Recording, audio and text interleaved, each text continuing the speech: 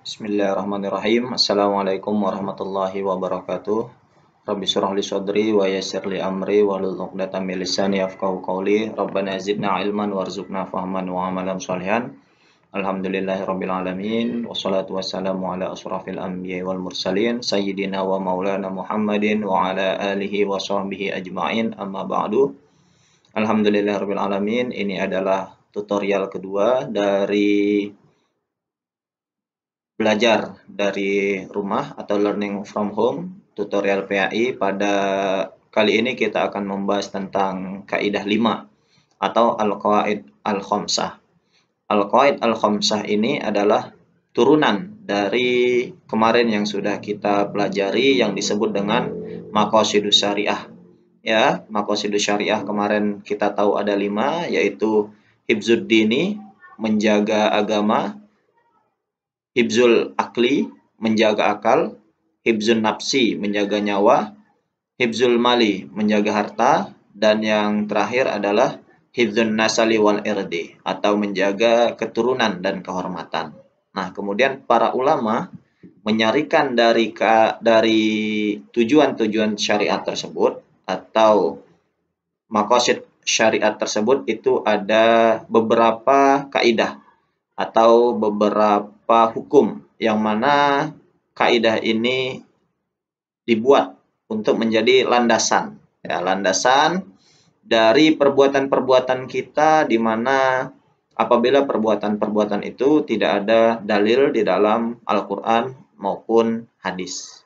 Nah, ini hukum atau kaidah intinya itu ada 5, nanti banyak turunannya, tetapi kita akan bahas pada kali ini adalah 5 kaidah dasarnya terlebih dahulu. Ya, nanti kalau ada waktu kita akan mempelajari turunan dari kaidah-kaidah dasar ini.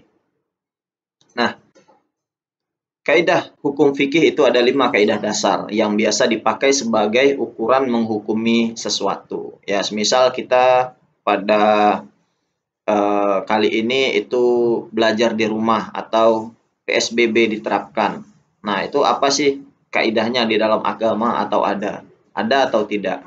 Kemudian petinggi negara menyerukan agar kita sholat di dalam tidak berjamaah di masjid, ya, cukup di rumah. Itu ada tidak dalilnya, ya, dimana kalau Rasul itu menyuruh kita untuk sholat di masjid, tetapi pada kondisi-kondisi tertentu itu malah kita disuruh sholat di rumah. Itu apakah ada dalilnya atau tidak.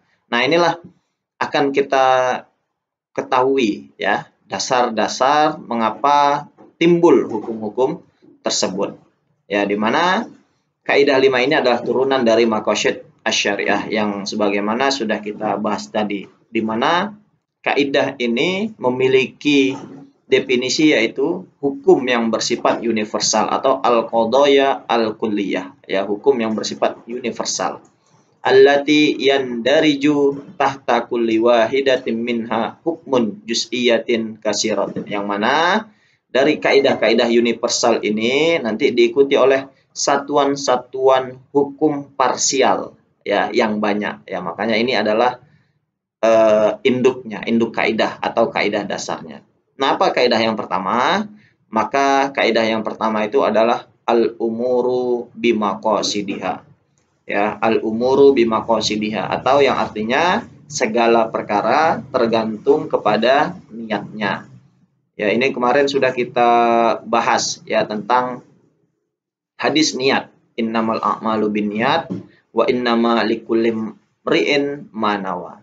Ya, kemarin sudah kita bahas di dalam kelas banyak tentang niat. Jadi perbuatan-perbuatan yang kita lakukan, ya, itu mendapatkan pahala atau tidak itu tergantung daripada niatnya. Kemarin juga kita sudah mempelajari kaidah, ya, kaidah tentang niat, di mana kaidah tentang niat itu seperti kaidah matematika, ya, misalnya positif dikali positif sama dengan positif, di mana niat yang baik, niat yang positif ketika diikuti dengan perbuatan yang positif, maka hasilnya juga akan positif. Begitu juga seterusnya, seperti yang kita bahas di kelas yang lalu-lalu. Nah, al-umuru bimaqasidiha. Nah, kemudian yang berkaitan dengan niat ini misalnya adalah satu perbuatan, ya, satu niat itu tidak boleh berubah ya. Jadi satu perbuatan ya di dalam ibadah mahdoh itu haruslah dengan satu niat. Misalnya ketika kita ketiduran di siang hari ya, di jam 3 kita ketiduran. Kemudian waktu sudah masuk asyar, setelah itu kita bangun. Tapi kita tidak melihat jam. Kita pikir itu masih dalam waktu zuhur. Kemudian kita sholat zuhur. Nah, kemudian kita sholat zuhur. Kemudian ternyata kita lihat itu sudah masuk waktu asar. Maka kita jadikan itu waktu sholat asar, itu tidak boleh. Maka itu tetap nilainya adalah sholat zuhur, bukan sholat asar. Kalau kita mau sholat asar, maka kita harus niat baru lagi dengan perbuatan yang baru pula. Nah, itu al-umuru bimaqasidiha. Ya, segala perbuatan tergantung daripada niatnya. Adapun kaidah yang kedua itu adalah al-masyaqqatu tajlibut taisir. Nah, al-masyaqqatu tajlibut taisir atau al-masyaqqah. Al-masyaqqah itu kesulitan, ya. Kesulitan itu mendatangkan kemudahan. Ya, kesulitan. Ya, ini banyak sekali di dalam kehidupan kita sehari-hari. Misalnya bagaimana kita di dalam sholat, ketika kita tidak sanggup untuk berdiri, maka kita diperbolehkan untuk duduk. Kalau kita tidak bisa duduk, maka kita boleh sambil tidur. Kalau tidur pun kita tidak sanggup, maka kita boleh sholat sambil isyarat. Maka ini adalah pengajuan tahan dari al-masyaqqatu tajlibut taisir. Kita tidak bisa mendapatkan air, maka kita boleh berwudu dengan tayamum. Kalau kita dalam perjalanan, kemudian tidak memungkinkan kita untuk melaksanakan sholat tepat waktu, maka sholat itu boleh kita jamak dan kita qashar. Itu al-masyaqqatu tajlibut taisir, kesulitan mendatangkan kemudahan. Kita baru mendalami agama Islam, kita hanya tahu di dalam bacaan sholat itu hanya tahu Fatihah saja bacaannya, maka tidak masalah. Ya, kita hanya sholat, hanya membaca Al-Fatihah. Ya, tidak usah membaca ayat pendek kalau memang kita tidak tahu. Sembari kita sambil belajar. Maka inilah al-masyaqqatu tajlibut taisir. Ketika ada kesulitan-kesulitan, maka di dalam Islam itu mendatangkan kemudahan. Ya, al-masyaqqatu tajlibut taisir. Ini kaidah yang kedua. Nah, apa saja definisi kesulitan ya di dalam fikih itu sehingga bisa mendatangkan kemudahan? Maka setidaknya ada 7 macam kategori kesulitan ya di dalam agama yang bisa mendatangkan rukhsah atau bisa mendatangkan kemudahan. Yang pertama itu adalah sedang dalam perjalanan. Nah, makanya kita diperbolehkan untuk tidak berpuasa. Misalnya ketika dalam perjalanan, diperbolehkan untuk menjamak dan mengqashar sholat. Nah, ini salah satu kesulitan ya. Salah satu kesulitan yang bisa mendatangkan kemudahan. Kemudian kesulitan yang selanjutnya itu adalah sakit.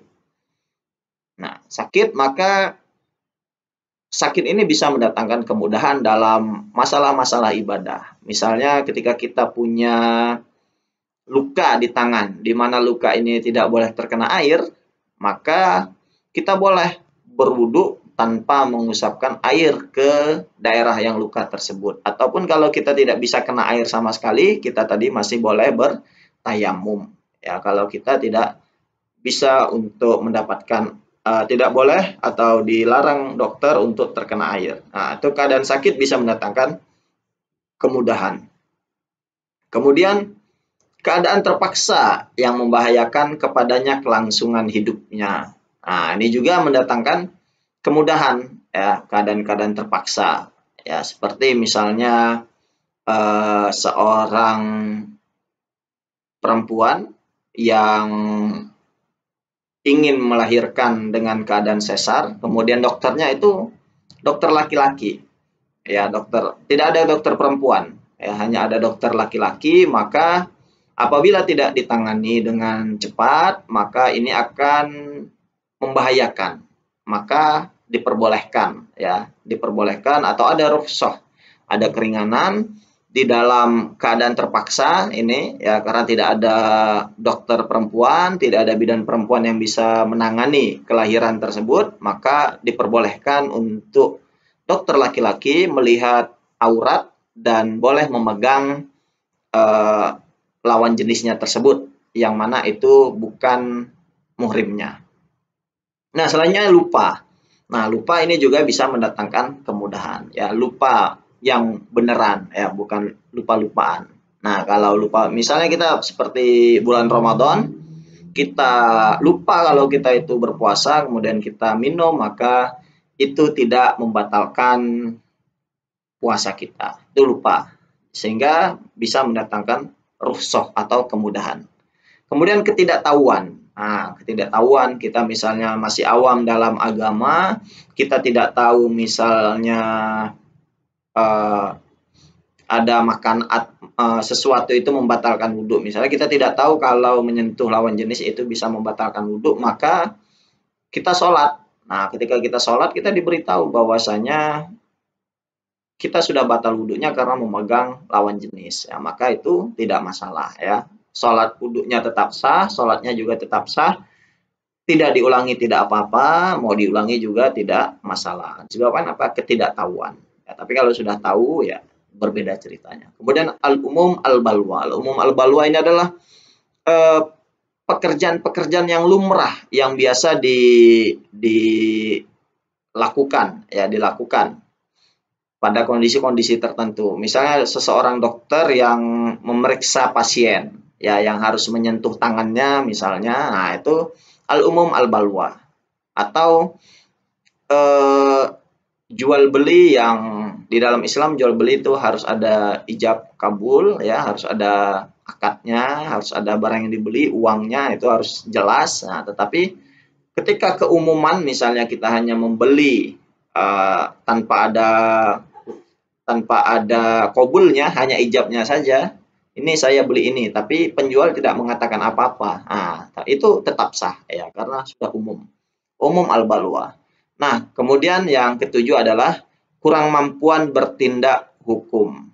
Nah, maksudnya apa? Kurang mampuan bertindak hukum, ini maksudnya adalah orang yang kurang akalnya alias masih anak-anak atau gila. Ya, anak-anak atau orang gila, maka di sana banyak kemudahan-kemudahan. Makanya anak-anak dan orang gila itu jarang sekali diwajibkan atau tidak menjadi syarat untuk melakukan ibadah. Makanya seringkali syarat sah ibadah itu biasanya muslim, akil, dan balik. Nah, tetapi orang gila atau anak-anak itu tidak diwajibkan. Kenapa? Karena kekurang mampuannya bertindak hukum. Jadi dia mengerjakan sesuatu itu di luar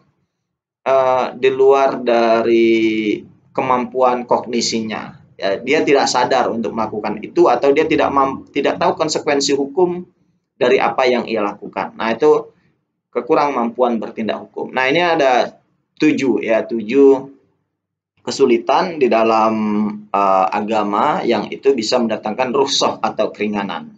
Jadi al-masyaqqatu tajlibut taisir. Nah, yang ketiga itu kaidah ad-dararu yuzalu. Artinya adalah kemudaratan harus dihilangkan. Nah, ya, tadi kesusahan al-masyaqqah itu adalah kesusahan, ya. Ad-darar itu kemudaratan, ya. Dua-dua ini sama-sama kesulitan sebenarnya, tetapi perbedaan mendasar adalah al-masyaqqah itu tidak membahayakan nyawa, sedangkan ad-darar itu membahayakan nyawa kita, ya, membahayakan nyawa manusia, sehingga mudarat itu harus dihilangkan atau ad-dararu yuzalu, kemudaratan harus dihilangkan. Makanya di sini saya berikan definisi, darar itu bersangkut paut dengan nyawa manusia. Apabila tidak dihilangkan, maka akan mengancam eksistensi manusia. Seperti kalau sering kita dengar contoh, misalnya seseorang yang terpaksa memakan daging babi karena tidak ada makanan lain yang bisa dikonsumsi. Nah, itu contoh dari ad-dararu yuzalu. Kalau dia tidak makan daging tersebut, maka dia akan meninggal. Nah, maka di sini kaidah ad-dararu yuzalu, kemudaratan harus dihilangkan, ya. Jadi dia boleh memakan daging babi tersebut yang haram, ya, sekedar untuk menguatkan badannya sehingga dia bisa mencari sumber makanan yang halal kalau ketemu, ya. Jadi tidak boleh makan sampai kenyang, ya. Cukup sampai secukupnya, sampai itu bisa menyambung nyawanya, mengisi tenaganya sehingga dia bisa mencari sesuatu yang halal, maka itu diperbolehkan. Seperti juga kalau contoh kasus di Indonesia misalnya vaksin, ya, bagaimana vaksin dengan pro dan kontranya itu, ada yang mengatakan mengandung enzim babi. Nah, tetapi kalau tidak divaksin, orang tersebut bisa terkena penyakit. Nah, di mana penyakit itu berbahaya yang bisa menghilangkan nyawa, maka diperbolehkan, ya, orang tersebut menggunakan vaksin, ya, walaupun vaksin itu mengandung enzim babi atau hal-hal haram yang lain, ya. Sembari kita sebagai umat Islam mencari solusi agar enzim atau vaksin tersebut itu halal, ya. Tetapi kalaupun tidak ada, maka kita diperbolehkan untuk memakai enzim walaupun itu dari sesuatu yang haram. Maka itu ad-dararu yuzalu. Ini kaidah yang ketiga, ya, ad-dararu yuzalu. Selanjutnya adalah yang keempat, al-yakinu la yuzalu bisyakki. Nah, ini kaidah keempat. Keyakinan tidak dapat dihilangkan dengan keraguan-raguan, ya, maaf, bukan kerugian, ya, tapi keraguan. Saya akan edit terlebih dahulu. Keyakinan itu tidak dapat dihilangkan dengan keraguan. Nah, al-yakinu la yuzalu bisyakki. Nah, contohnya bagaimana? Contoh kita misalnya sholat asar. Sholat asar mungkin kita lupa apakah kita sudah 3 rakaat atau 4 rakaat. Maka disinilah kaidah itu bisa kita gunakan. Al-yakinu la yuzalu bisyakki. Jadi kita menetapkan atau meyakinkan diri kita itu sudah sampai rakaat keberapa. Kalau kita yakin rakaat ketiga, maka tambah 1 rakaat. Kalau kita memang yakin itu rakaat keempat, maka akhiri dengan salam. Nah, itu al-yakinu la yuzalu bisyakki. Kalau kita masih ragu, kita berada pada rakaat yang keberapa, maka cari yang paling sedikit rakaatnya. Misalnya 3 atau 4, maka pilih yang 3. Ya, pilih yang 3. Kalau kita masih ragu, pilih yang 3, kemudian nanti di tahiyat akhir, akhiri dengan sujud syahwi. Ya, boleh sebelum salam atau setelah salam, ya, itu terserah. Maka akhiri dengan sujud. Nah, kemudian kita misalnya wudhu, ya, wudhu, kemudian kita ragu, ya, apakah wudhu kita itu tadi batal atau tidak, ya. Kalau buang angin tidak ada, menyentuh wanita juga ada, tapi masih ragu apakah saya batal atau tidak, maka keyakinan itu harus kalian tetapkan. Apakah saya batal atau tidak? Kalau memang kalian yakin kalian batal, maka cepat ambil wudhu. Kalau kalian yakin kalian tidak batal, maka silahkan lanjut sholat atau membaca Al-Quran. Nah, itu al-yakinu la yuzalu bisyakki. Selanjutnya, kaidah yang terakhir, ya, yang kelima, itu adalah al-adatu muhakkamah. Ya, adat kebiasaan dapat ditetapkan sebagai hukum. Ya, jadi adat istiadat, adat kebiasaan, ya, kebiasaan-kebiasaan yang kita lakukan sehari-hari itu bisa dijadikan sebagai hukum, ya. Artinya apa? Tidak masalah di dalam Islam, diperbolehkan.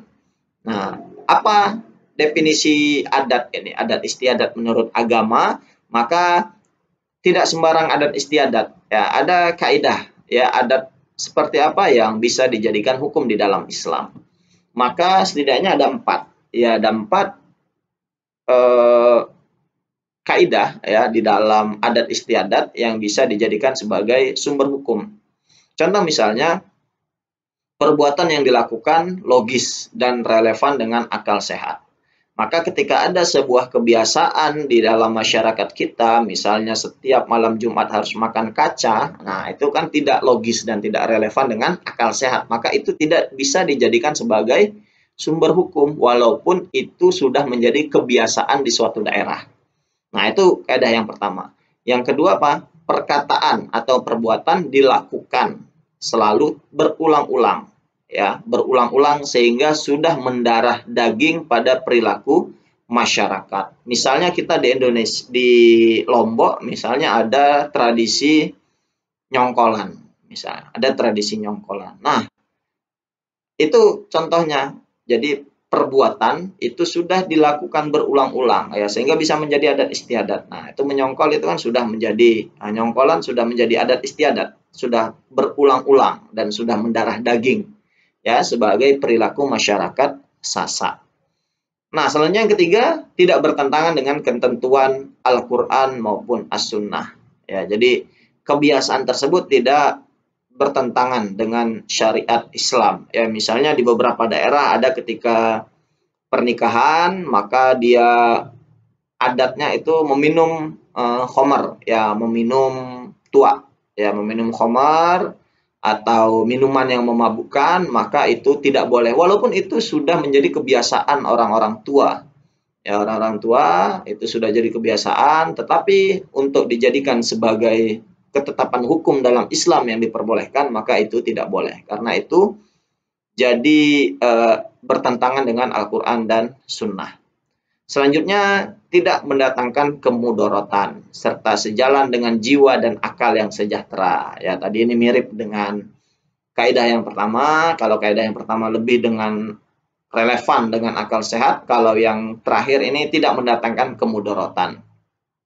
Ya, misalnya tadi kebiasaan kita di dalam jual beli, ya, kebiasaan kita di dalam jual beli itu cukup pembeli saja yang mengucapkan, saya mau beli pisang 10.000, maka penjual tidak perlu melakukan qabul. Contoh, saya terima uangnya dan ini pisangnya seharga 10.000, tidak perlu. Cukup langsung masukkan pisangnya ke dalam plastik, maka itu sudah sah jual belinya. Ya, akad jual belinya sudah sah.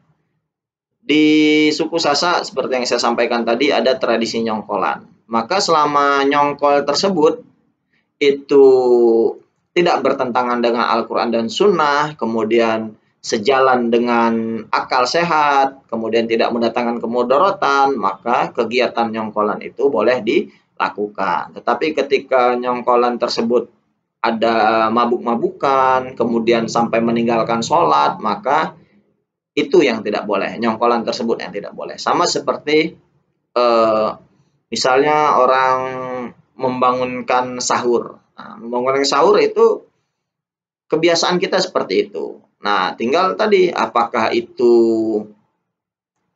relevan dengan akal sehat? Kalau relevan berarti boleh dilakukan. Kemudian bertentangan dengan ketentuan nas, kalau tidak ada mengganggu ketentraman dan sebagainya, maka tidak masalah.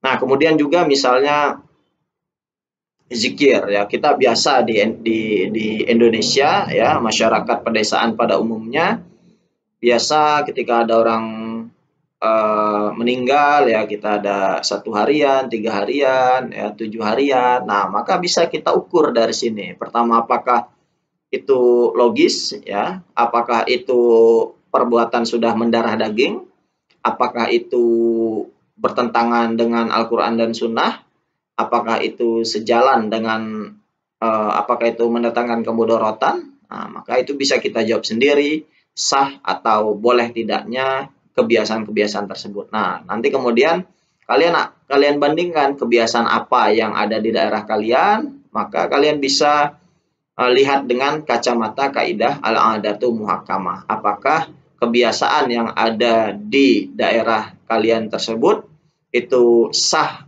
tidak menurut agama, atau boleh atau tidak menurut agama, maka bisa kalian pakai kaidah al-adatu muhakkamah sebagai timbangan kaidah. Nah, ini mungkin ya tutorial PAI singkat yang bisa saya sampaikan pada hari ini.